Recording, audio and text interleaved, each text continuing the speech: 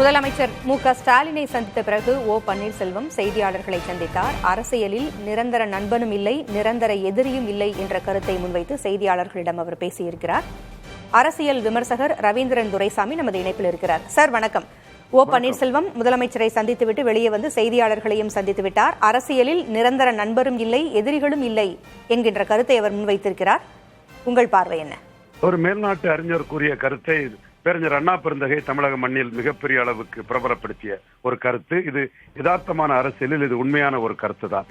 நிரந்தர எதிரியும் இல்லை, நிரந்தர நண்பர்களும் இல்லை என்ற கூற்றிற்கு காரணம், நான் நிரந்தரமாக டேக்கன் ஃபார் கிராண்டட் என்ற அடிப்படையில் என்டிஏயில் மோடியின் தலைமையை ஏற்று எல்லா காலமும் இருப்பேன் என்ற ஒரு சூழல் இல்லை என்பதைத்தான் அவர் நிரந்தர நண்பரும் இல்லை என்று கூறினார். நிரந்தர எதிரிகளும் இல்லை என்ற அடிப்படையில் எனக்கும் ஸ்டாலினுக்கும் எதிரி என்பது நிரந்தரமானது அல்ல.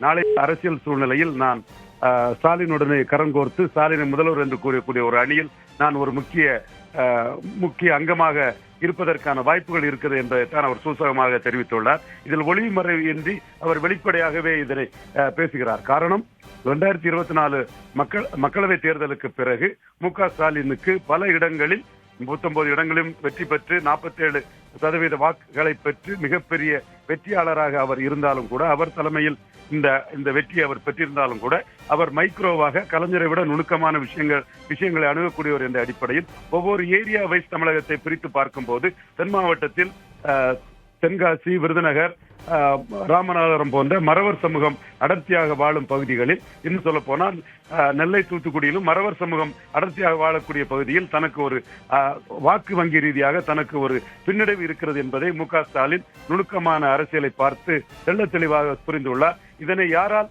சரி செய்ய முடியும் என்ற அடிப்படையில் மறவர் சமூக மக்கள் மத்தியில் உயர்ந்த இடத்திற்கு வந்த முதலமைச்சராகவும் 3 முறை முதலமைச்சராகவும் அதிமுகவின் இரட்டை தலைமையில் ஒருவராகவும் இருந்த ஓபிஎஸ் அவர்களால் இதனை சரி செய்ய முடியும் என்ற எண்ண ஓட்டம் தமிழக முதல்வர் மு.க. ஸ்டாலின் அவர்களுக்கு இருக்கிறது. இதையும் தாண்டி வட மாவட்டங்களிலும் மேற்கு மாவட்டத்திலும் கண்ணுக்கு தெரியாத அளவுக்கு மக்கள் மத்தியில் அபிமானமும் அனுதாபமும் ஓபிஎஸ்க்கு இருந்தாலும் டேங்கிபிளாக, அதாவது வெளிப்படையாக இந்த தென் மாவட்டத்தில் மறவர் சமூகம் அடர்த்தியாக வாழும் பகுதிகளில் திமுக வெற்றி பெற்றிருந்தாலும் அந்த சமூக வாக்கில் திமுகவிற்கு குறிப்பிடத்தக்க அளவுக்கு ஸ்டாலின் எதிர்பார்த்த அளவுக்கு நிறைய முக்குலத்தோர் சமூக, குறிப்பாக மறவர் சமூக பிரதிநிதிகள் இருந்தும் திமுகவிற்கு அது பெரிய அளவில் கிடைக்கவில்லை என்பதை நுணுக்கமாக தமிழக முதல்வர் மு.க. ஸ்டாலின் அவர்கள் உணர்ந்து கொண்டதின் விளைவுதான் இன்று காலை நடைபயிற்சியின் போது தமிழக முதல்வர் மு.க. ஸ்டாலின் அவர்களும் முன்னாள் முதல்வர் ஓபிஎஸ் அவர்களும் நடந்த சந்திப்பு. இந்த சந்திப்பு தற்செயலாக நடந்ததல்ல, நிச்சயமாக அது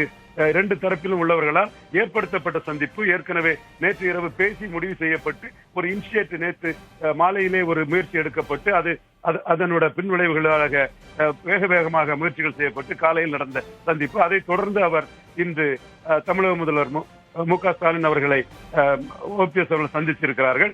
இது ஓபிஎஸ் அவர்களின் தாயார் மறைவுக்கு ஸ்டாலின் அவர்கள் துக்கம் விசாரிக்க வந்தது போல் மு.க. முத்து மறைவுக்கு துக்கம் விசாரிக்க வந்ததாகவோ அல்லது உடல்நிலையை பற்றி பேசுவதற்கு வந்ததாகவோ வந்து பொதுத்தளத்தில் பார்வையாக நாம் எடுத்துக்கொண்டாலும் கூட உண்மையில் இது மிக முக்கியமான அரசியல் நகர்வு.